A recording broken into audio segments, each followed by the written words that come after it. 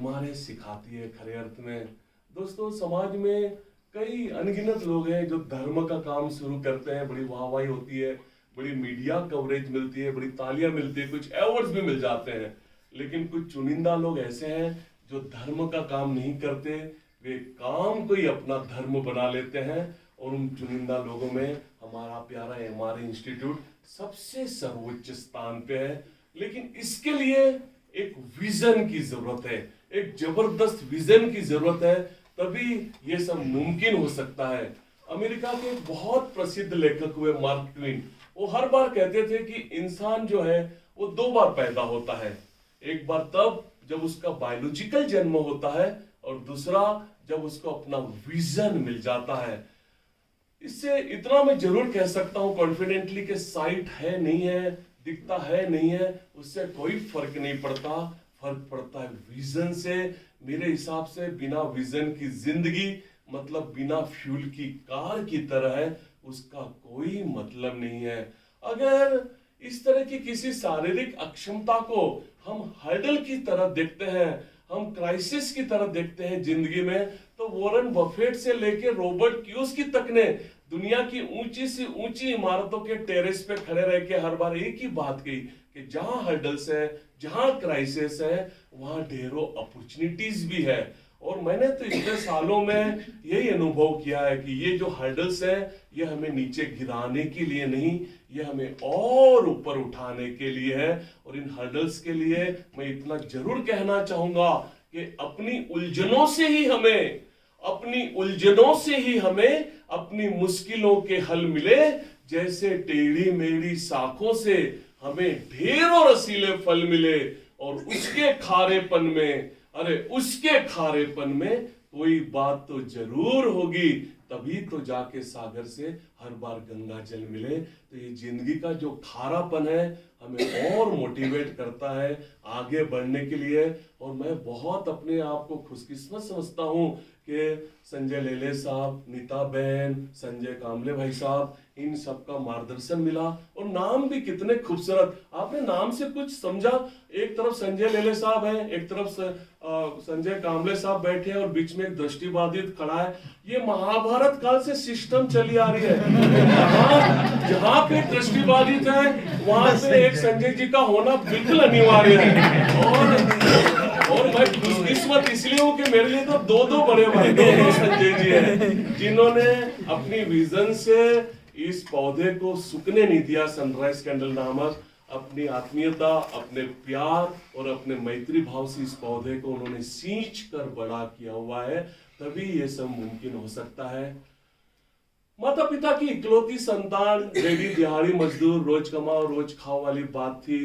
गोंदिया विदर्भ में उनके साथ में मैं रहता था। लेकिन मेरी जिंदगी में एक उत्सव या त्योहार का माहौल जो मैं महसूस कर पाया, वो 6 साल की उम्र में आया, जो मुझे एक नॉर्मल स्कूल में दाखिला मिला। उन दिनों सर्व शिक्षण अभियान की कोई व्यवस्था खास थी नहीं, बड़ी मुश्किलों से दाखिला मिला। माँ को कितने पेपर साइन करने पड़े कि मैं जवाबदारी लूंगी, मैं सब रिस्पॉन्सिबिलिटी लूंगी और इसको पढ़ाऊंगी, बस आप दाखिला दे दे। लेकिन पहले दिन स्कूल में समझ में आ गया कि कुछ तो गड़बड़ है।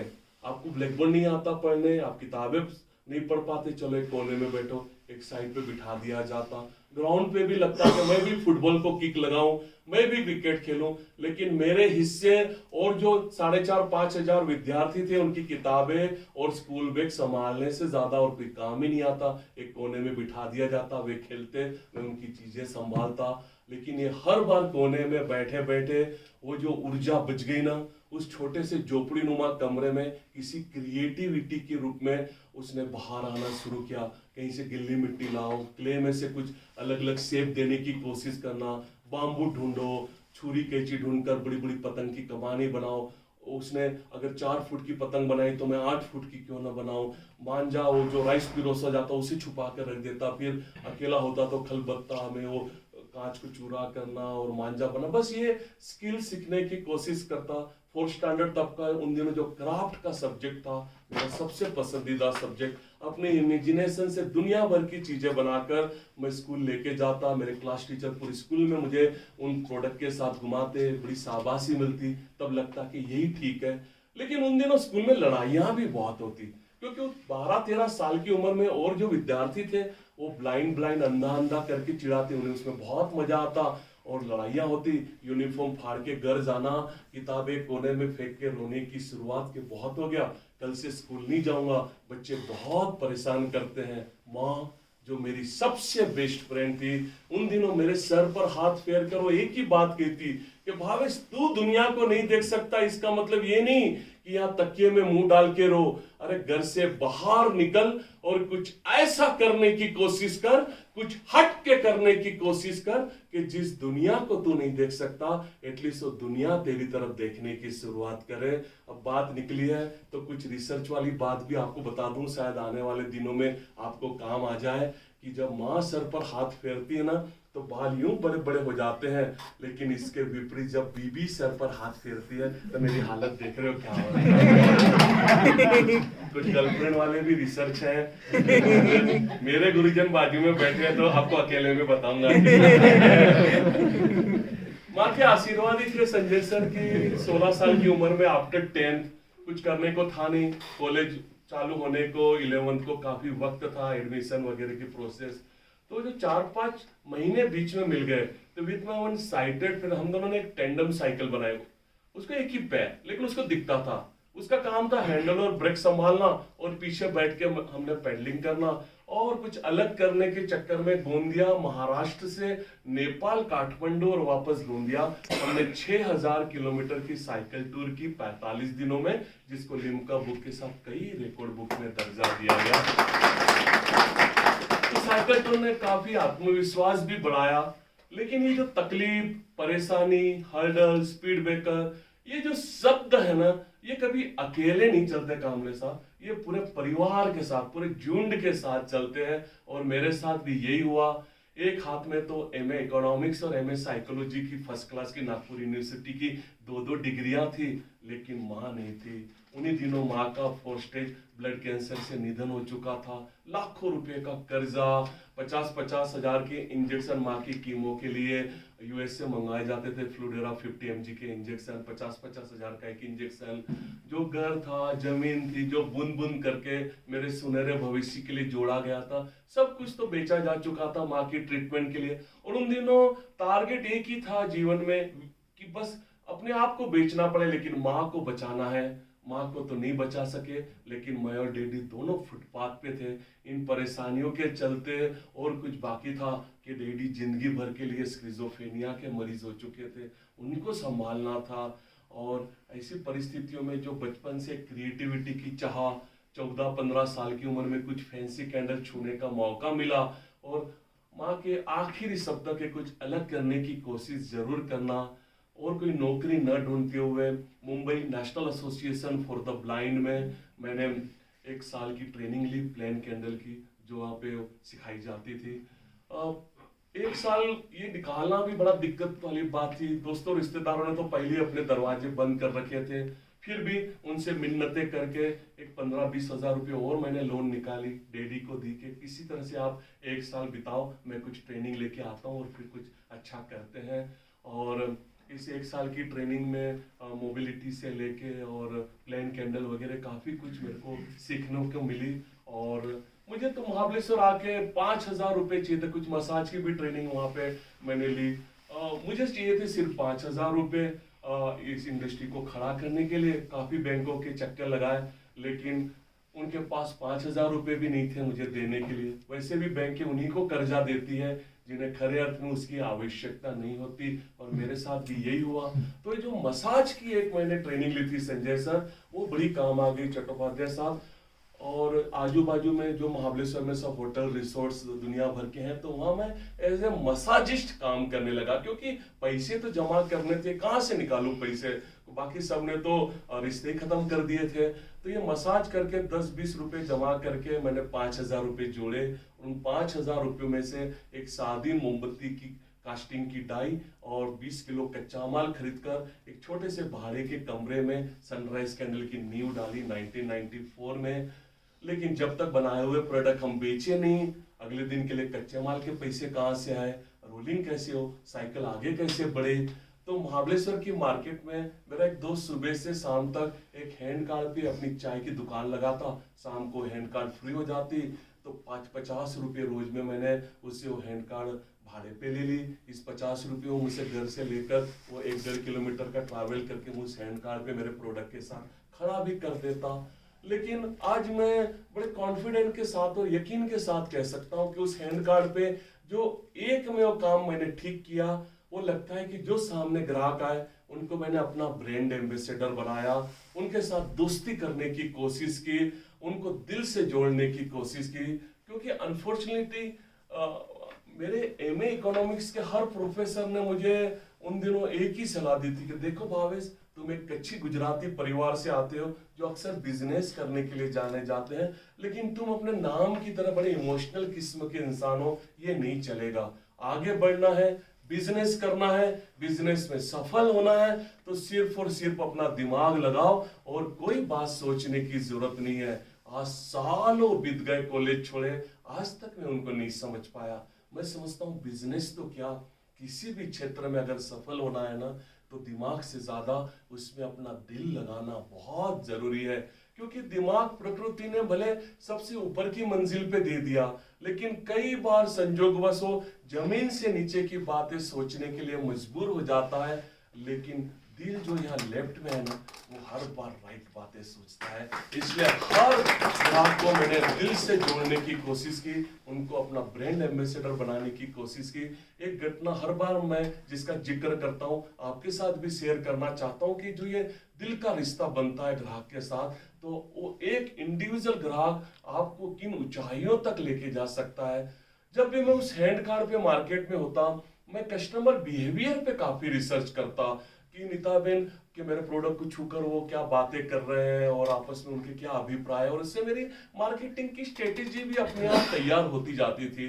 लेकिन कई बार ऐसा भी होता, मेरी बहन के जो सामने कपल आता और जो बहन होती, जो वाइफ होती, उस कपल में वो उसके दोनों हाथों से ढेरों चूड़ियों की आवाज आती होती, और हस्बैंड होता बड़ा इंसिस्ट करता होता कि अरे वाह देखो कितनी प्यारी कैंडल है, तुम्हारे माता पिता भाई बहन अड़ोसी पड़ोसी सबके लिए खरीद लो। आप सब जानते हैं कि कोई भी हस्बैंड वैसे अपनी वाइफ को शॉपिंग के लिए इस तरह से आजादी या इस तरह से इंसिस्ट नहीं करता। अरे मार्केट में साथ में भी जा रहे होंगे संजय भाई साहब, और कहीं पे हस्बैंड ने दूर साड़ी की दुकान देख ली तो वाइफ को बातों में उलझा कर वो डेंजर जोन पार कर लिया जाए, हाँ उसकी फिराक में रहते हैं। लेकिन संजय सर वहां पे एकदम उल्टा होता, हस्बैंड खुद इंसिस्ट करता होता अपनी वाइफ को कि आप खरीद लीजिए, और जो साथ में चूड़ियों की आवाज आती ढेरों। तो मेरे जो कस्टमर बिहेवियर के रिसर्च थे वो मुझे बिल्कुल बता देते कि सामने खड़ा बंदा नया नया शहीद हुआ लगता है, उसका अपनी शादी शुदा जिंदगी कोई खास अनुभव है नहीं, और ऐसे कपल का आना और उसे रानी गया पूछने पे पता चला कि 10 दिन पहले उनकी शादी संपन्न हुई। जट से एक 60 रुपीज वाला फ्लोटिंग फ्लावर जो हैंड कार्ड पे मेरा पहला हाथ लगा, मैंने उनको वेडिंग गिफ्ट देनी चाहिए, थोड़े हेजिटेट भी हुए, फिर गिफ्ट तो रखी, दूसरी जो कैंडल खरीदी उसके दाम चुकाए, जाते जाते जिस ग्रोसरी शॉप के बाहर मेरी हैंड कार्ड लगती थी उसका लैंडलाइन नंबर लिया गया। 15 दिन के बाद उस नंबर पे मेरे लिए फोन आया। मैं कुछ कहूँ उसके पहले उन्होंने अपनी पहचान देनी शुरू की कि आपने हमें वो वेडिंग गिफ्ट दी थी। हाँ सर कहिए क्या कर सकता हूँ आपके लिए। उन्होंने कहना शुरू किया कि मैं मेरा कार्ड उस दिनों आपको नहीं दे पाया, लेकिन यहाँ पुणे इन्फोसिस कंपनी में मैं एक बहुत बड़ी पोस्ट पे काम करता हूँ। फेस 1 फेस 2 के मिला ले तो करीब 24,000 एम्प्लॉई हैं, और हमने एक बहुत बड़ा फंक्शन रखा हुआ है। आपके बिना पूछे आपकी दोनों जगह पे स्टॉल बुक करवा दिए गए, आपको कोई भाड़ा देने की जरूरत नहीं है, रहने खाने की सब व्यवस्था कंपनी के गेस्ट हाउस में हो जाएगी। भावेश जी आप जितनी कैंडल ला सको उतने लाइए, बाकी सब मैं संभाल लूंगा। इतनी बड़ी अपॉर्चुनिटी मिल रही थी, उनको मैंने ढेरों धन्यवाद दिए। मार्केट जाना बंद करके जो 50-60 डिजाइन उन दिनों में बना लेता था, दिन रात मैंने मेहनत की, और तय दिन 2 गाड़ियां भरकर कुछ दोस्तों को साथ में लेकर मैं इन्फोसिस पहुंच गया। दोस्तों मदद के लिए साथ में आए हुए थे। उन्होंने जैसे वादा किया था हमारी सब व्यवस्थाएं हो चुकी थी, लेकिन एक बड़ा प्यारा काम उन्होंने किया था कि हर एक एम्प्लॉय को मेल करके उन्होंने मेरे प्रोजेक्ट के बारे में बता रखा था कि कहीं और जाओ मत जाओ, उस कैंडल के स्टॉल पे आपने जाना ही जाना है। और उनकी इस नेटवर्किंग का फायदा ये हुआ कि 3 दिन के एग्जीबिशन में अभी तो तीसरा दिन खत्म ही होने को था, और हमारे सब प्रोडक्ट बिक चुके थे, कुछ थोड़े से बचा के रखे जो दिखा के हम ऑर्डर बुक कर रहे थे कि महाबलेश्वर जाके आपको भिजवा देंगे। और ये उनकी नेटवर्किंग का ये फायदा, और 60 रुपए वाले फ्लावर जो कभी मैंने उनको वेडिंग गिफ्ट के तौर पर दिया था, जब हम इन्फोसिस से वापस लौटे दोस्तों, हम 19 लाख रुपए का बिजनेस लेके लौटे। 1200 रुपया दिन के कमाने वाला उस फुटपाथ पे, और ये बहुत बड़ी छलांग थी। बाद में तो ये आईटी कंपनी से जुड़े हुए लोग जिंदगी कहाँ बिताते हैं कंपनी में, जब वो किसी और कंपनी में शिफ्ट हुए तो उन्होंने सनराइज कनल को वहाँ जोड़ा, वे अपने परिवार के साथ जब भी हमारे किसी स्टॉल पे गए वहाँ से प्रोडक्ट खरीदे, तो ये सब बोनस था। लेकिन उस हैंड कार्ड पे काम करते हुए एक बात ऐसी घटी जिसने मेरा पूरा जीवन ही बदल के रख दिया, एकदम टर्निंग पॉइंट। नीता मेरी धर्मपत्नी उन दिनों मुंबई से एज ए टूरिस्ट आई हुई थी, मुझे उस फुटपाथ पे अकेला देखकर उसको थोड़ी उसकी करुणा जाग गई, और उसने रोज शाम को आके मुझे हेल्प करनी शुरू की। 17-18 दिन रोज उसने मुझे हेल्प की, काफी अच्छी दोस्ती भी हो चुकी थी। मुंबई के बहुत ही एक धनी परिवार की वो इकलौती वारिस, 8-8, 9-9 पेट्रोल पंप मुंबई में उसके चलते थे, और उस फुटपाथ पे मुझे हेल्प भी कर रही थी, कैश ट्रांजेक्शन, पैकेजिंग, जो सामने ग्राहक है उनको मेरे प्रोजेक्ट के बारे में बताना। तो इससे काफ़ी फायदा भी हो रहा था, मेरे सेल को भी काफ़ी ग्रोथ मिल रही थी। दिन में कितनी बार मैं उनको थैंक यू भी कहता, काफ़ी अच्छी दोस्ती हो चुकी थी। 19वें दिन शायद वीकडेज होने से टूरिस्ट भी कम थे, हम शाम के वक्त में स्टॉल पे थे, और उसकी तरफ से बात आई, भाई से एक बात कहनी है लेकिन मेरी बात अच्छी न लगे तो सुनी अनसुनी कर देना, जरा भी मन पे लेने की आवश्यकता नहीं है। मुझे लगा आप कल परसों से वो मुंबई वापस जाने वाले होंगे, इसलिए इस तरह से कह रहे हैं। मैंने कहा आप बेझिझक कहिए, मुझे कोई परेशानी नहीं होगी। नहीं देखो, जरा भी मन पे मत लेना, अच्छी न लगे तो सुनी अनसुनी कर देना। मैंने कहा कहिए तो क्या कहना चाहते हैं। और कुछ क्षण के विलंब के बाद उसके तरफ से बात आई, भाभी शादी करोगे मुझसे? पीछे नगर पालिका की खुली गटर बह रही थी, मैं तो गिरते गिरते बचा। वैसे उन दिनों हैंडसम मैं बहुत जबरदस्त हुआ करता था, ये मैं आपको बता दूं साथ में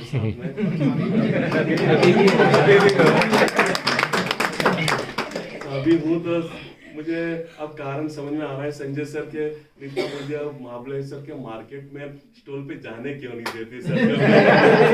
टूरिस्ट तो आज भी आते हैं। वो कहती भी है कि आपके और भी बैचलर दोस्त हैं जिनको साथी की जरूरत है। लेकिन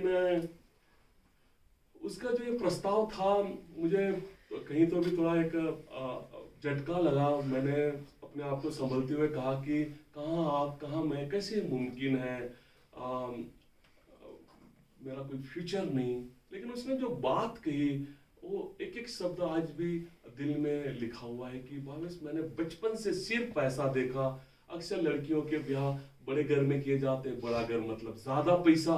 मुझे जिंदगी में पैसों के सिवा कोई बात समझ में नहीं आई, लेकिन यहाँ आकर समझ में आया आपके पास एक बड़ा अनोखा, बड़ा यूनिक आर्ट है, और आपको एक सच्चे साथी की जरूरत है। हम दोनों एक होते हैं, और ऐसे कई अनगिनत हमारे दृष्टिबाधित मित्र हैं जिनको सपोर्ट किया जा सकता है। मुझे तो खरे अर्थ में मेरी जिंदगी का एक गोल, एक विजन मिल चुका है। तुम ना मत कहो। हमने आपस में फुटपाथ पे वहीं पे एग्रीमेंट कर ली। अब वो अनारकली के लिए एक मुगल बादशाह थे, लेकिन यहाँ मेरे लिए मुगल बादशाहों की पूरी फौज थी। अब इकलौती लड़की, और वो कहती है कि एक स्ट्रीट होकर से शादी करनी है जिसका कोई भविष्य नहीं है, जिसको दिखता नहीं। कौन माता पिता राजी होते?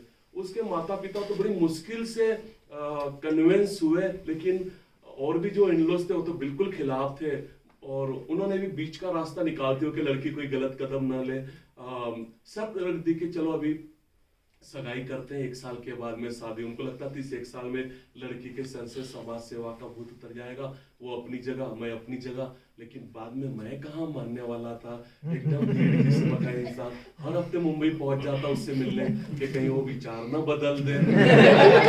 और हफ्ते पैसे कहाँ से निकालना संजय सर स्ट्रीट होकर के लिए? तो जो आजू बाजू के स्ट्रीट होकर थे उनसे उधार के पैसे लेना, और उन उधार के पैसों में स्टेट ट्रांसपोर्ट की बस में बॉम्बे के 8-9 घंटे के सफर में मेरे दिल की हर धड़कन एक ही बात कहती थी कि सांसों में वो मेरे समाया भी बहुत लगता है, वो शख्स मुझे पराया भी बहुत लगता है।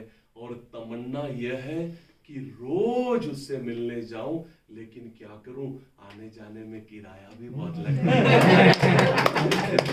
जितने बैचलर मित्र मेरे बैठे हुए हैं, आप सब रट्टा लगा लो, मेरी लाइफ बहुत काम आने वाला है। और हफ्ते होता है तो उसके लिए कोई गिफ्ट ले लूं, फिर लगता है मेरी छोटी सी गिफ्ट उसकी उस आलीशान फ्लैट में क्या दिखेगी, चलो कुछ फ्लावर ही ले लेते हैं। लेकिन जब जब मैंने उसके लिए फ्लावर खरीदने की बात सोची, दिल की धड़कन ने एक ही बात कही कि वो इतनी हंसी है कि मेरी खुशी का क्या जवाब दूं, खूबसूरती के पन्नों से उसको क्या खिताब दूं, और कोई फूल होता तो जरूर माली से मंगवा लेता, जो खुद एक गुलाब है उसको क्या गुलाब दूं। एक साल पूरा हुआ, मैं नहीं चाहता था वो अपने घर से 1 रुपया भी लाए, मेरी इन भावनाओं की उसने बहुत कदर की। और हमने महाबलेश्वर के स्कूल के किसी क्लासरूम में दोस्तों को चाय शरबत पिलाकर हमारी शादी संपन्न की। तीसरे चौथे दिन से हमने उस हैंड कार्ड पे वापस काम करना शुरू किया। लेकिन एक गिल्ट, एक जिल्लत बिल्कुल थी मन में कि जिस मकसद के लिए हम जुड़े थे वो कहीं भी पूरा नहीं हो पा रहा था। हम यह खुददारी स्वाभिमान की बड़ी बड़ी बातें करते और तभी लकड़ियां पटकते हुए, भिक्षा मांगते हुए सामने से मेरे और दृष्टिबाधित मित्र निकल जाते। ये बड़ा दुखद होता था। उनको पता नहीं कहाँ से समझ में आ जाता कि अब टूरिस्ट सीजन अपनी सबाब पर है, तो दूर दराज के जिलों से, राज्यों से ब्लाइंड मित्र, सिर्फ महाबलेश्वर टूरिस्ट ज्यादा है तो भिक्षा ज्यादा मिलेगी, इस अवसर का लाभ लेते हुए महाबलेश्वर तक आ जाते हैं। और ये बहुत दुखद होता, हम यहाँ बड़ी बड़ी बातें करते स्वाभिमान की और सामने इस तरह से होता। ऐसे ही 5 दोस्तों को 300 रुपये रोज का देने का, रहने खाने की व्यवस्था का वादा करके हमने उस घटिया काम में से बाहर निकाला। उस छोटे से कमरे में हमने किसी तरह से रात बिताई और दूसरे दिन 8 कमरे का भाड़े का वर्कशॉप, जो लिंगमाला वाटरफॉल आपको आया, वहाँ पे हमने 8 कमरे का एक भाड़े का वर्कशॉप ले लिया और 4 कमरे हमारे इन बच्चों के रहने के लिए और 4 कमरे मैन्युफैक्चरिंग के लिए। लेकिन ये ब्लाइंड लोगों का नेटवर्किंग इतना जबरदस्त होता है कि 5 के 25 कब हो गए हमें भी पता नहीं चला। अब बेचने के लिए हैंड कार्ड छोटी सी थी और यहाँ तो इतने सारे हाथ हो गए तो कैंडल्स की थप्पी लग जाती, जिनको हम बेच भी नहीं पाते थे। और साथ में रोज के 300 रुपये देना, रहने खाने की व्यवस्था, वर्कशॉप का भाड़ा, कच्चा माल मंगवाना, जो भी बचत थी एकदम स्पीड में खत्म होने लगी। तब लगा कि समाज सेवा ज्यादा दिन नहीं चलेगी, आज नहीं तो कल इसको बंद करना पड़ेगा। और उन दिनों पहली बार मुझे बड़े बुजुर्गों की कही हुई बातें याद तो आई, लेकिन मुझे वो सही भी लगने लगी कि जब भी कोई गरीब परिवार या मध्यम वर्गीय परिवार से कोई कुछ अलग करने की कोशिश करता है तो तुरंत एक हैमर चल जाता है कि अपनी मर्यादा में रहो, जितनी चद्दर है उतनी पैर पसारने की कोशिश करो। ये अक्सर हमें सुनाया जाता है। बचपन में काफी बार मैंने भी सुना, लेकिन मैंने उनको सुना अनसुना कर दिया। लेकिन उन दिनों मुझे लगा कि शायद वे ठीक ही कह रहे थे, हम ही अपनी मर्यादा लांघ गए। दिमाग में तो उनकी कही हुई बात चल रही थी कि जितनी चद्दर है उतनी पैर पसारना सीखो। लेकिन एक बार फिर यहाँ दिल की गहराई से कुछ और आवाजें आ रही थी कि ये क्या बात हो गई। उस एक निर्जीव चद्दर के लिए हम अपने सजीव पैर को क्यों तकलीफ दें? हमारे पैर जितने लंबे हैं उतनी बड़ी चद्दर बनाने की हम कोशिश क्यों नहीं कर सकते? और इन विचारों ने एक जबरदस्त ऊर्जा भर दी। और उन्हीं दिनों मैंने रेडियो हमारा सबसे प्यारा दोस्त होता है, और उन दिनों मैंने रेडियो पे डॉक्टर अब्दुल कलाम साहब की एक बहुत सुंदर स्पीच सुनी, जिसकी एक लाइन मुझे इतनी अच्छी लगी, उसको मैंने अपना गुरु मंत्र बनाया कि इंतजार करने वालों के हाथ में उतना ही आता है जितना कोशिश करने वाले छोड़ दिया करते हैं। वाट पाहणाऱ्यांचे हातात तेवढाच येतो जेवढा प्रयत्न करणारे छोड़ून देतात। इन लाइनों से प्रेरणा लेकर बड़े बड़े इंफ्रास्ट्रक्चर, बड़ी बड़ी इमारतों की राह न देखते हुए एक लीन, एक माइक्रो प्रोजेक्ट पे काम करते हुए, जहाँ कहीं और एक टेबल मिली हमने हमारा शोरूम खड़ा कर दिया, और होटल रिसोर्ट्स में जिन्होंने भाड़ा मांगा हमने भाड़ा भी दे दिया, और वहाँ हमने हमारे स्टॉल शुरू कर दिए। जहाँ एक कमरा मिला हमने हमारी मैन्युफैक्चरिंग शुरू कर दी। आजू बाजू के जिलों के, राज्यों के भी काफी ब्लाइंड मित्र काम करना चाहते थे, हमने सबको अपना पार्टनर बनाया। कंपनी को डिजाइन ही इस तरह से किया गया कि इसमें कोई मालिक नौकर, कोई एम्प्लॉयर न हो। जितना मैन्युफैक्चरिंग का काम था सब नंग पे डाला गया कि बनाइए उतना आपका, मार्केटिंग पूरा डिडक्शन पे कि बेचो उतना आपका। इस तरह से फायदा ये हुआ कि हर एक इंडिविजुअल अपने आप को पार्टनर, एक हॉनर की तरफ फील करने लगा और अपना 100% देने लगा। और इसका नतीजा ये हुआ कि जो कभी एक डिजाइन से शुरुआत हुई थी सनराइज कैंडल की 1994 में, आज 11,000 से ज्यादा डिजाइन हम प्रोड्यूस करते हैं। करीब 70 देशों में हमारे प्रोडक्ट एक्सपोर्ट होते हैं। जो 20 किलो से शुरुआत हुई थी, गए साल 5,000 मीट्रिक टन से कच्चा माल हमें कम पड़ गया। 9,500 प्लस मेरे ब्लाइंड मित्र पूरे भारत में मेरे साथ काम करते हैं। जहाँ भीड़ है, फुटफॉल है, टूरिज्म है, Shirdi, Tirupati, Ooty, Kodai, Mussoorie, Nainital, everywhere we have our retail counter. 4,600 से ज़्यादा हमारे रिटेल काउंटर हैं। और वहीं एरिया में हमारे और जो मित्र हैं उनको मैन्युफैक्चरिंग का काम मिला, और जो और ऑर्गेनाइजेशन थे उनको हमने पार्टनर बनाया, जिन्होंने इन सबको लीडरशिप देने की कोशिश की। और इसका नतीजे के स्वरूप आज हर एक इंडिविजुअल एक 25, 30, 35 हज़ार मंथली इनकम पाता है, जो घर उनको संभालने के लिए तैयार नहीं है। आज काम करके पैसा भेजकर वे लोग अपने घर संभालने लग गए। और हम संजय भाई साहब ईश्वर खुदा को थैंक यू क्यों ना कहें कि उन्होंने 2 के बदले ये 10-10 आंखें बख्श दी। ठीक है ना, नहीं दिखता, लेकिन आज हमारी बनाई हुई कैंडल्स पूरे जहां को रोशन कर रही है, उससे ज्यादा खुशी की बात है। लेकिन एक बात ध्यान रखें कि कोई भी अपॉर्चुनिटी, कोई भी संधि तक हमारा कभी आकर दरवाजा नहीं खटखटाती, हमें खुद हमारी अपॉर्चुनिटी क्रिएट करनी पड़ती है। और ऐसा ही एक वाकया हुआ जब 2008 में रिलायंस इंडस्ट्रीज के तरफ से हमें एक नेशनल अवार्ड दिया गया। उस अवार्ड के बाद तो धीरूभाई अंबानी इंटरनेशनल स्कूल में वो अवार्ड फंक्शन हुआ था बीकेसी में, मुझे आज भी याद है। उस अवार्ड के बाद नीता अंबानी जी और मुकेश अंबानी जी तो गए, लेकिन उनके जो वाइस प्रेसिडेंट सर थे, अपनी फंक्शन के बाद अपनी कार में बिठाकर नरीमाइन पॉइंट वाली मेकर चेंबर वाली अपनी ऑफिस में ले गए और अपनी केबिन में ले जाकर मेरे हाथ में कवर देते हुए कहा कि देखो मिस्टर भाटिया, ये अंबानी साहब चाहते थे कि ये कवर आप तक पहुंचे। मैंने कहा क्या है इसके अंदर? इन्होंने कहा इसमें 51 लाख का चेक है। हमारी अवार्ड कमेटी आके देख के गई थी कि किस भारी की व्यवस्था में आप काम करते हो, तो ये बस पैसे रखो, बड़ी सी फैक्ट्री डालो, और पैसे चाहिए तो मांग लेना, रिलायंस आपके काम से बड़ी खुश है। मैंने पता नहीं उन दिनों माँ के संस्कार काम आ गए। मैंने वो कवर उनको वापस देते हुए कहा, नहीं सर, मुझे पैसों की नहीं, मुझे काम की जरूरत है। आप दे सकते हैं तो काम दीजिए। इतनी बड़ी कंपनी, कितने सारे सिस्टर कंसर्न, कितने सारे गिफ्ट आर्टिकल्स आपको लगते हैं, तो फिर उसमें हमारे प्रोडक्ट का उपयोग क्यों नहीं करते? इसमें खुशबू है, इसमें उजाला है, और पीछे अनगिनत हाथों को रोजगार जनरेट हो सकती है। ये बात उनको इतनी अच्छी लगी कि 2008 से टिल टुडे रिलायंस की हर न्यू ईयर गिफ्ट बनाने का हमें मौका मिला। हर साल 2, 2.5-3 लाख बॉक्सेस हम उनके लिए डिजाइन करते हैं। और मुझे बताइए कि इससे बड़ी बिजनेस की, इससे बड़े एंटरप्रेन्योरशिप की बात और क्या हो सकती है कि कभी 51 लाख का चेक लौटा कर, मैं तो यूँ कहता हूँ संजय सर कि वो चेक हमने रिलायंस में इन्वेस्ट किया, और 2008 से टिल टुडे करीब 135 करोड़ से ज्यादा का काम रिलायंस हमारी टीम को दे चुकी है। यहाँ तक कि बात खत्म नहीं हुई जब 2018 में मेरी बायोग्राफी पीएम सर के हाथों पब्लिश हुई, और 2020 में 15 दिसंबर को गवर्नर महाराष्ट्र ने उसको राजभवन में पब्लिश किया। उस दोनों की प्रस्तावना भी श्रीमती नीता अंबानी जी ने लिखी। प्रीफेस का जो पेज था वो नीता अंबानी जी ने लिख के दिया। और आकाश अंबानी की शादी जब 11 मार्च 2019 को हुई, वहाँ हमें उन 25,000 वीवीआईपी लोगों में बुलाया गया, स्टेज पे नाम लेके बुलाया गया।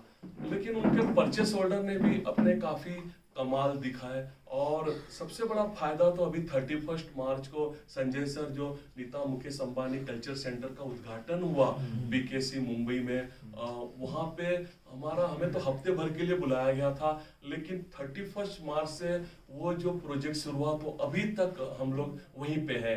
मेरी 50 बहनें, ब्लाइंड बहनें वहाँ पे कार्यरत हैं। मेरी वाइफ नीता वो उनको मदद करने के लिए वहीं पे रुकी हुई है। और खुशी ये है कि हर इंडिविजुअल मेरी ब्लाइंड बहन को 3,000 रुपये रोज की वहाँ पे स्टाइपन दिया जाता है।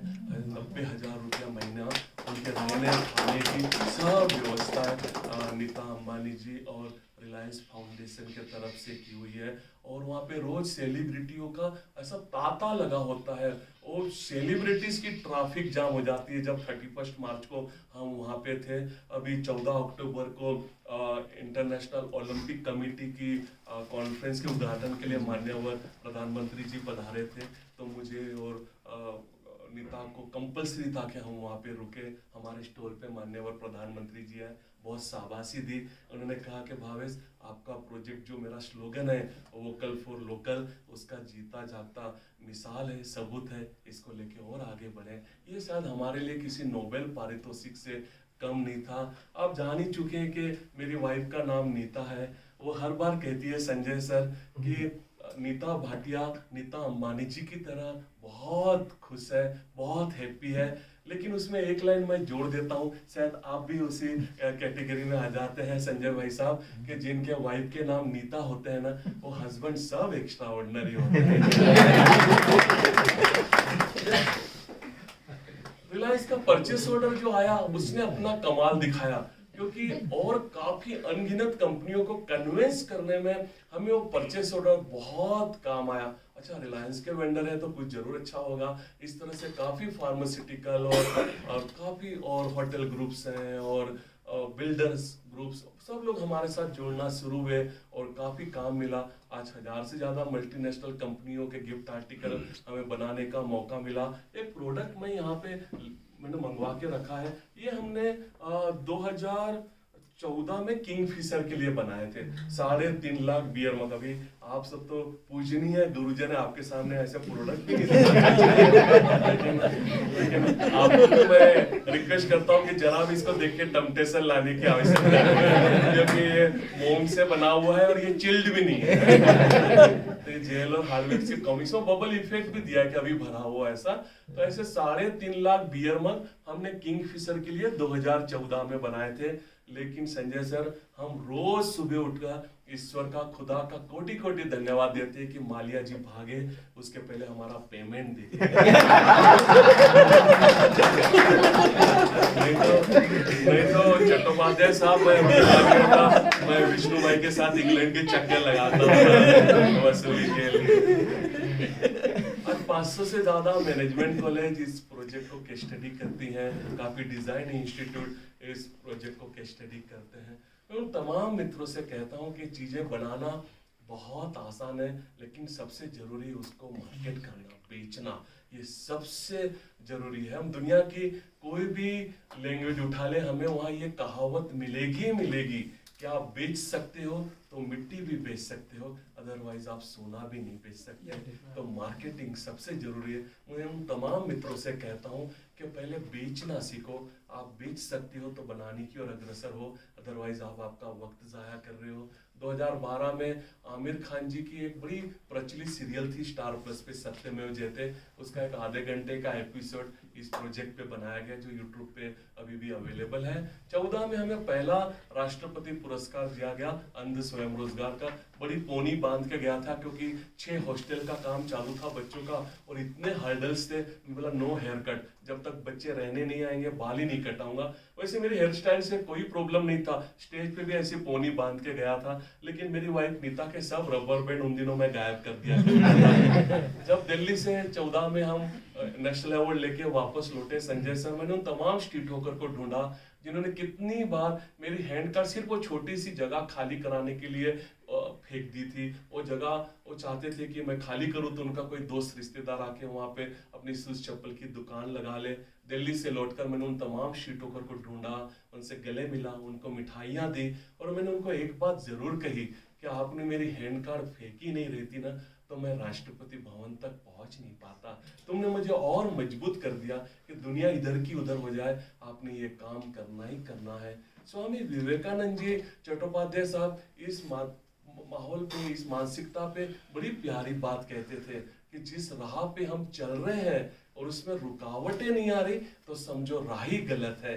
और इसके लिए मैं इतना जरूर कहना चाहता हूँ कि मुश्किलों से भाग जाना, अरे मुश्किलों से भाग जाना आसान होता है, हर लम्हा एक नया इम्तिहान होता है। डर कर जीने वालों को कुछ नहीं मिलता जिंदगी में, जो लड़कर जीते हैं उनके कदमों में जहान होता है। तो हम संघर्षों से लड़ें, न कि पीठ दिखाकर भागने की कोशिश करें। 16 में बड़ी अनोखी बात हुई, हमें 58,000 नॉमिनेशन में से एम्प्लॉयर ऑफ द ईयर के लिए दूसरा राष्ट्रपति पुरस्कार दिया गया और 2019 में रोल मॉडल इंडिया का तीसरा। तब एम वेंकैया नायडू सर ने ये अवार्ड दिया विज्ञान भवन में, और बाद में रामनाथ कोविंद माननीय राष्ट्रपति महोदय ने मुझे मेरी वाइफ को राष्ट्रपति भवन में अपने साथ चाय पे बुलाया था। ये अपने आप में एक बहुत बड़ी बात थी। लेकिन उस छोटी सी हैंड कार से यहाँ तक का जो सफर है, मैं समझता हूँ उसमें एक ही शब्द काम आया और वो था हार्ड वर्क। मैं सभी से कहता हूँ कि सही एंगल पे, सही दिशा पे या सही डिग्री पे अगर हार्ड वर्क किया जाए तो सही डिग्री के हार्ड वर्क के सामने हार्वर्ड की कई डिग्रियां फीकी पड़ सकती है। और इस हार्ड वर्क के लिए इतना जरूर कहना चाहूंगा कि समा भी हवा में रोशन हो सकती है, समा भी हवा में रोशन हो सकती है। कश्ती तूफानों से निकल साहिल से जुड़ सकती है। आज जो छोटी टहनी है कल लंबी पतवार बन सकती है। आग की छोटी चिंगारी आग की ऊंची दीवार बन सकती है। मिट्टी जो रौंद दी गई पैरों तले वह कल ऊंची मीनार बन सकती है। बस तू एक बार मेहनत कर ले मेरे दोस्त, तेरी भी किस्मत बदल सकती है, तेरी भी किस्मत बदल सकती है। मेहनत का कोई एंटरटेनमेंट नहीं है। आज हम अनुभव करते हैं कि जो यूथ है उसको लगता है कि लिफ्ट में जाओ, बटन दबाओ और रातों रात टॉप फ्लोर पे पहुंच जाओ। लेकिन ये स्टेप स्टेप करके आगे बढ़ने की जो खुशी है ना, बहुत बड़ी है। हमने नहा कि हमारे चारों ओर एक्सक्यूज और बहानों की ऐसी दीवार खड़ी कर देना कि मुझे दिखता नहीं, मुझे सुनाई नहीं देता, मुझे याद नहीं रहता, मैं गरीब परिवार से, मैं किसान के घर से।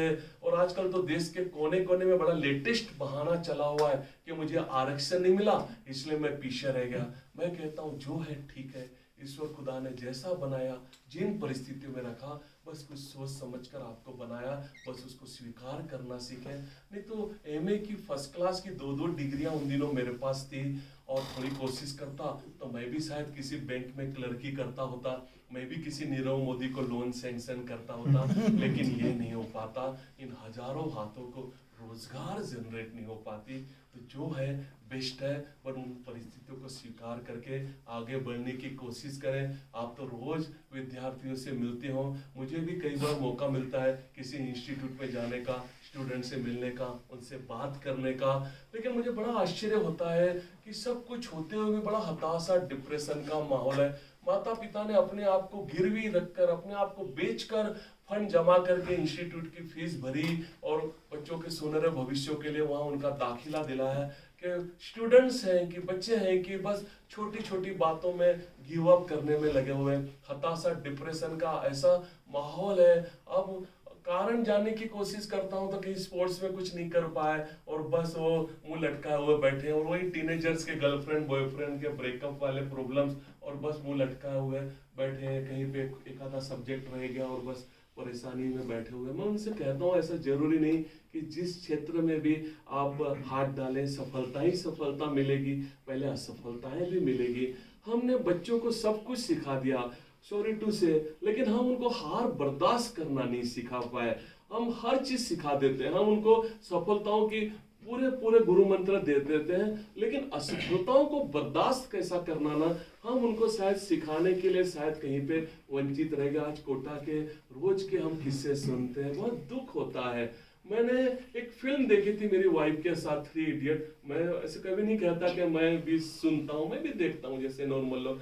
तो मेरी वाइफ ने पूरा फिल्म बताया, बड़ी प्यारी फिल्म और बहुत अच्छा मैसेज भी था। लेकिन एक बात मुझे उस फिल्म में अच्छी नहीं लगी कि उस इंजीनियरिंग के स्टूडेंट को हेलीकॉप्टर बना के उड़ाने का प्रोजेक्ट दिया जाता है। वो हेलीकॉप्टर बना लेता है लेकिन उड़ा नहीं पाया तो अपने आप को 4 दीवारी में अपने कमरे में बंद कर देता है और फिर आगे चलकर पंखे में लटक कर खुद उड़ जाता है। ये बात मुझे बिल्कुल अच्छी नहीं लगी। इस तरह से हम गिव अप नहीं कर सकते इतनी आसानी से।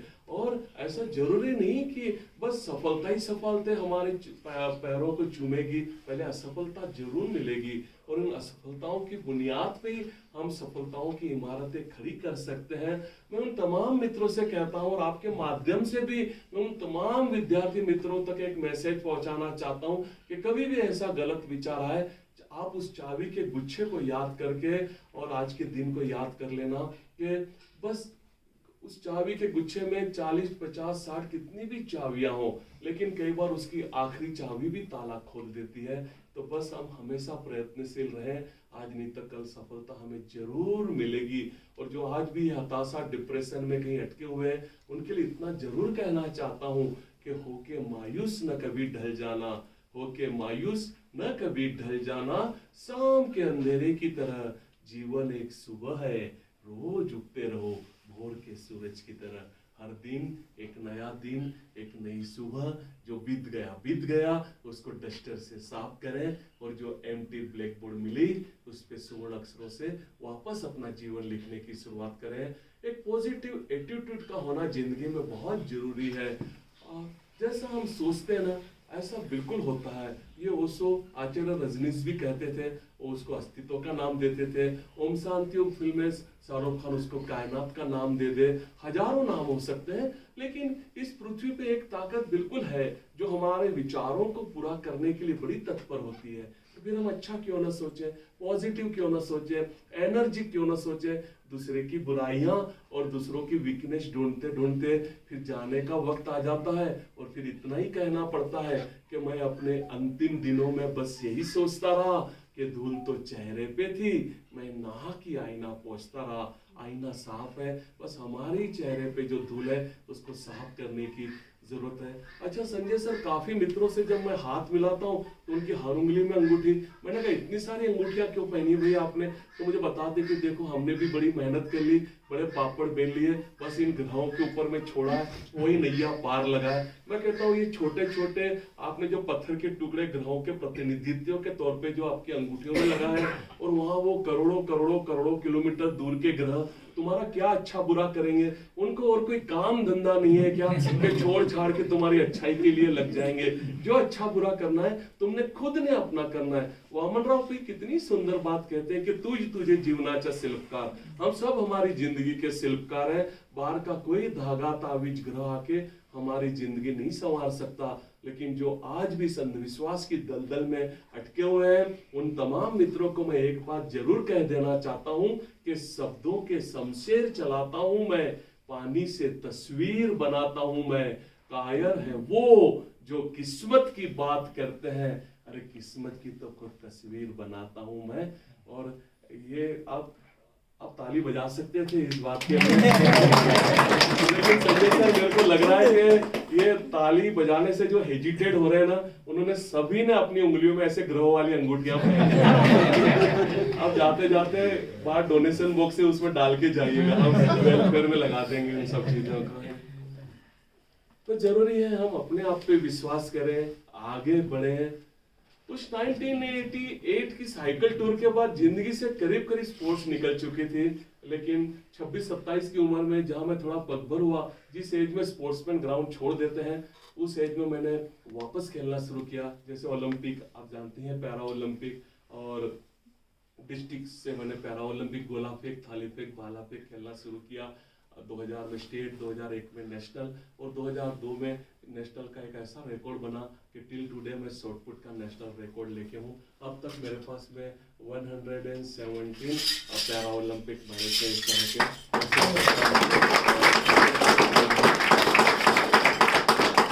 महाबलेश्वर की यूनियन बैंक में हमें 3 लॉकर दिए गए हैं सिर्फ मेडल्स रखने के लिए। लेकिन जब पहला गोल्ड मेडल आया नेशनल का, मेरी वाइफ ने कहा आपको 10 किलोमीटर ट्रैवल करके जिम तक जाना पड़ता है, कितना अच्छा हो जिम ही आप तक आ जाए। तो उसने यहीं पे एक जिम लगवा दी। अब परिस्थितियां ये है कि आज 52 की उम्र में भी रोज सुबह 4 से 8 में जिम में होता हूँ, और तभी जाके ब्रेकफास्ट नसीब होती है मुझे। आज भी एक 350-400 पुशअप्स निकालता हूँ, ग्राउंड प्रैक्टिस करता हूँ, दौड़ने जाता हूँ, तब जाके नाश्ता मिलता है, क्योंकि एग्रीमेंट ही है जिस दिन एक्सरसाइज नहीं उस दिन नाश्ता नहीं। और कभी रात को लेट हो गए और नहीं जा पाए तो जिम में सुबह को तो नाश्ता नहीं मिला, फिर बड़ी खुशामतें करो, बड़ी मिन्नतें करो तो आधा सा पराठा दया दृष्टि दिखाते हुए मिल जाता है। और उस परोठे की प्लेट को लेके जिम के किसी कोने में खड़े खड़े चेहरा नीचे करके चुपचाप खा लेता हूँ गुनहगार की तरह, और जूने जमाने का कोई गीत भी गा लेता हूँ कि अजीब नाश्ता है ये कहाँ से लेकिन ये सब मेडल्स उसको समर्पित है। लेकिन हुआ ऐसा कि बाकी सब कुछ ठीक चल रहा था, लेकिन जब साई की तरफ से मुझे स्पेन का एक कोच मिला, उसने बहुत गड़बड़ कर दी। और रोज मेल करके मेरी वाइफ से कहता कि भावेश का सब बाकी ठीक चल रहा है, जिम और ग्राउंड प्रैक्टिस और एवरीथिंग, लेकिन उसको स्टेमिना के लिए दौड़ना बहुत जरूरी है 6-8 किलोमीटर। अब उसको उतने दूर बैठे बैठे क्या मालूम यह हालत खराब हो जाती है, पसीना पसीना। लेकिन अब कोच कहता है तो करना पड़ेगा, क्योंकि साई को रिपोर्ट्स भी भेजने होते थे। मेरी वाइफ ने कहा चलो कुछ रास्ता निकालते हो, अपनी कार में बिठा कर मुझे महाबलेश्वर में एक पोलो ग्राउंड नामक जगह है वहाँ ले गई, बड़ा सा ग्राउंड है। उसने कहा शायद अंग्रेज लोग वहाँ पोलो खेला करते होंगे, तो उसने कहा कि देखो अब यहाँ पे आपकी प्रैक्टिस करते हैं। मुझे लगा किसी को बुला के रखा होगा जिसके साथ हाथ में हाथ बांध कर भागूंगा, जैसे अक्सर ब्लाइंड भागते हैं। लेकिन इसके विपरीत उसने अपने कार की डिक्की ली, उसमें 15 फुट की नायलॉन की रस्सी निकाली। उसी दिन नया कैरियर भी लगाया था उसने कार को, एक छोर कैरियर को, दूसरा छोर मेरे हाथ में। उसने कहा मैं गाड़ी चलाऊंगी, तुम रस्सी पकड़ कर भागो। प्रैक्टिस शुरू हो गई। मैं भी बहुत गदगद, क्या दिमाग पाया मेरे घर में। चट्टोपाध्याय साहब उसको पता न चले, इस तरह से मैं मनोमन उसको कई बार दंडवत प्रणाम भी कर दिया। लेकिन ये खुशी सिर्फ 7 दिन की थी। 8वें दिन समझ में आ गया कि कहीं तो अभी गड़बड़ है, और उस दिन से आज तक मुझे उससे बहुत दबके रहना पड़ता है। कोई कहता नहीं, लेकिन हर हस्बैंड को दबके रहना पड़ता है, लेकिन मुझे सबसे ज्यादा, क्योंकि आज गलती से उसके सामने जरा भी ऊंची आवाज में बोल दूं तो दूसरे दिन ग्राउंड पे गाड़ी की स्पीड बढ़ जाती है।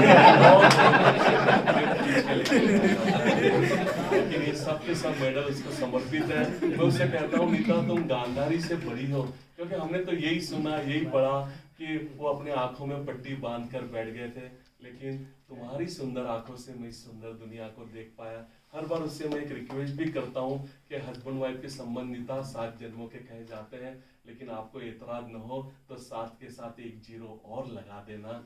ये सब के सब मेडल है। लेकिन दोस्तों एक बात मैं आपको खास बता दूं, ये हंसी ठीक है, लेकिन हेल्थ बहुत जरूरी है।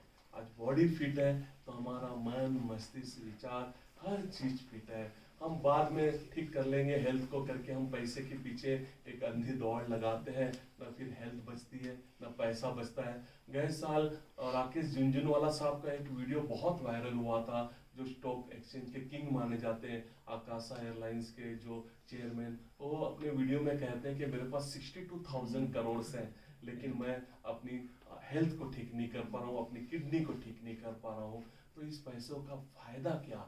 हमने सिर्फ पैसों के पीछे बाकी हर चीज को गिरवी रख दिया, और सिर्फ पैसा पैसा हमने एक ऐसी दौड़ लगा दी। आज परिस्थितियां ऐसी हो चुकी है समाज में कि हमने एक दूसरे को सिर्फ पैसों से तोलना शुरू कर दिया। किस कार में घूमता है, कितनी फैक्ट्रियां है, कितना बैंक बैलेंस है, बस लोगों की पहचान ही पहचान बन चुकी है। लेकिन मैं भी समझता हूँ जिंदगी में पैसों की जरूरत है, सबको है, बहुत है, लेकिन उतनी है कि जब वो लगे तो उसको ढूंढने की जरूरत न पड़ जाए, लेकिन इतने भी न हो जाए कि फिर उसको छुपाने की जरूरत पड़ जाए। अब पेन के साथ आधार, और आधार के साथ न जाने क्या क्या जुड़ चुका है। कौन बनेगा करोड़पति कहना बहुत आसान है, लेकिन कौन बचेगा करोड़पति कहना बहुत मुश्किल है। दोस्तों ये जो ज्यादा का पैसा है ना, ये समाज का है, ये जरूरतमंदों का है, उन तक पहुंचाने की जरूरत है। यहीं पे रोज सुबह हम लोग उठकर प्रे के लिए इकट्ठा होते हैं और फिर अपने अपने कामों पे लगते हैं, और उस प्रे में हम ईश्वर खुदा से यही दुआ करते हैं कि प्रभु ये छोटी छोटी जो सफलता है हमें हाथ लगी, उससे ऐसा न हो कि हम हवा में उड़ना शुरू कर दें, तो बस आप हमें जमीन से जोड़े रखना। कई बार हम ऐसा अनुभव करते हैं कि थोड़ी सी कुछ सफलता लगी नहीं और लगे हम हवा में उड़ने, और वहीं गड़बड़ हो जाती है। प्रकृति भी हमें कितना सुंदर सिखाती है कि जब पेड़ों को फल लगते हैं, ब्रांचेस झुकती है, तो हमारे भी व्यक्तित्व को जब सफलताओं के फल लगे, हमने झुकना बहुत जरूरी है। लेकिन आज एक ईश्वर, एक खुदा बनने की समाज में होड़ सी मच चुकी है। आप सब तो हमारे संजय सर, हमारे संजय कामले भाई साहब, आप सब लोग इतना सब कुछ कर रहे हो सोसाइटी के लिए, लेकिन आप कभी कोई क्रेडिट, कोई श्रेय लेना नहीं चाहते। लेकिन कुछ समाज में ऐसे भी चुनिंदा लोग हैं जो किसी ब्लाइंड का रास्ता भी क्रॉस करा देंगे ना, तो बस उनको लगता है कि बस अब ईश्वर बनने से फुट भर पीछे रह गया। यहाँ उन्होंने रास्ता क्रॉस कराया नहीं और उनके फेसबुक पेज पे फोटो भी आ जाती है कि देखो मैंने कितना बड़ा काम कर दिया। वो नवाजुद्दीन सिद्दीकी हाउसफुल 4 में कहते हैं ना संजय सर कि कभी कभी तो लगता है अपन ज भगवान है। तो बस हर कोई ऐसा हो गया कि आप खरे अर्थ में संजय सर इतने सालों से आपने कितना वक्त दिया, आप बस समाज के कल्याण के लिए आप लगे हो, लेकिन कुछ है कि बस सिर्फ वो क्रेडिट लेने में, बस ईश्वर बनने की होड़ में लगे हुए हैं। और ऐसे लोगों के लिए कभी मैंने 2 लाइनें लिखी थी कि गजरे के सब फूल नुकीले हो गए, गजरे के सब फूल नुकीले हो गए, तेरे हाथ के तो ये कंगन भी ढीले हो गए, और साख के सब फूल अकेले हो गए, क्योंकि गांव की सब तितलियों के हाथ पीले हो गए। और शिव बनना है, शिव बनना है, शिव बनना है तो पहले विस्पान भी करना होगा। ऐसा नहीं कि जामुन खाए और होठ नीले हो गए। दोस्तों विस्पान का मतलब ये नहीं कि विस्पान करके सो गए कहीं पे। दोस्तों संघर्ष तकलीफें हर किसी की जिंदगी में है, बस वो किसी विस्पान से कम है क्या, तो बस उसको आत्मसात करके और खरे अर्थ में हम शिव बनने की कोशिश करें। यहाँ पे आज एमआरए के बैनर तले संजय लेले भाई साहब हो या संजय कामले जी, उनके लीडरशिप में हम सब इकट्ठा हुए। दोस्तों ये आपस में मिलना बहुत जरूरी है। आप भी आज महाराष्ट्र के कोने कोने से यहाँ आए हो, लेकिन एक परिवार की तरह, एक टीम की तरह हम सब इकट्ठा हैं। ये आपस में मिलना जरूरी है, मिलने से रास्ते निकलते हैं।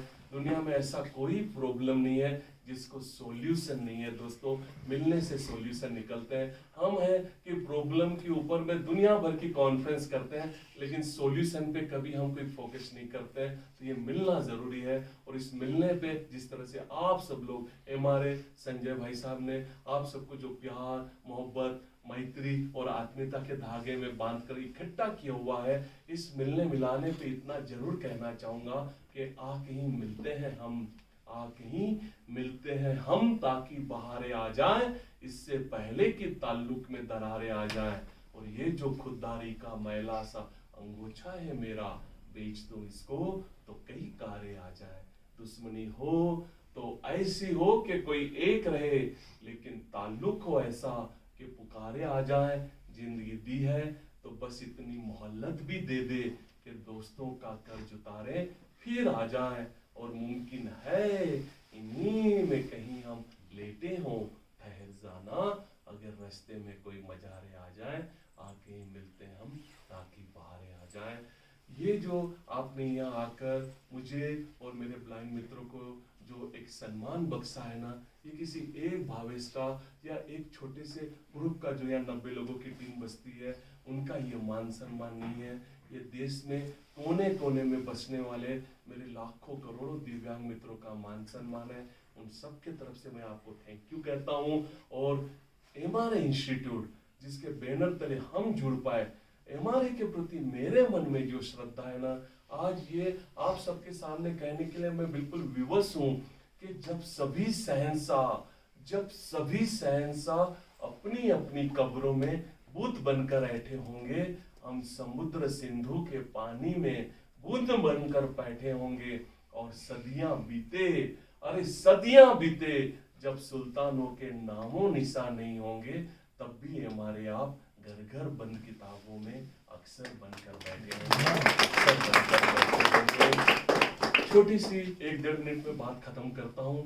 2011 में मैंने नेहरू माउंटेनियरिंग से माउंटेनियरिंग की ट्रेनिंग शुरू की थी। उसके बाद में मीरा हिल नेपाल, आसवन नेपाल, माउंट किलिमंजारो हमने क्लाइंब की, स्टोक कांगड़ी 2 बार की, बेस कैंप माउंट एवरेस्ट का हुआ, कलसूबाई महाराष्ट्र 9 बार हमने क्लाइंब किया। ये सब फोटोग्राफ्स देख के मेरे काफी दोस्त मुझसे पूछते हैं कि भावेश डर नहीं लगता, हाथ स्लिप हुआ तो गए नीचे 8-10 हजार फुट नीचे खाई में।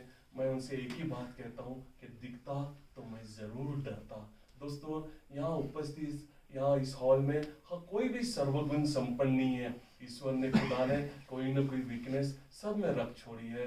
तो मैं बस यही आग्रह करना चाहता हूँ सबसे कि वो जो वीकनेस है ना, वो कमजोरी है, उसी को हम हमारी स्ट्रेंथ बनाएं और आगे बढ़ने की कोशिश करें। जो शुरुआत में मैंने कहा, एक विजन वाली बात, एक गोल वाली बात, बस नाम हजारों हो सकते हैं, विजन, गोल, उद्देश्य, टारगेट, कई कई नाम हम दे सकते हैं, लेकिन जिंदगी में कुछ हो न हो, ये विजन का, ये बार बार मैं दोहराऊं कि विजन का, गोल का होना बहुत जरूरी है। और इसी के लिए अंत में मेरी वाणी को विराम देने से पहले मेरी पसंदीदा 2 लाइनें आपके साथ जरूर शेयर करना चाहता हूं कि मंजिलों को कभी यह न बताओ, मंजिलों को कभी यह न बताओ, अरे मंजिलों को कभी यह न बताओ कि तुम्हारी तकलीफें कहाँ है, लेकिन तकलीफों को ये जरूर बताओ कि तुम्हारी मंजिलें कहाँ है। आपका बहुत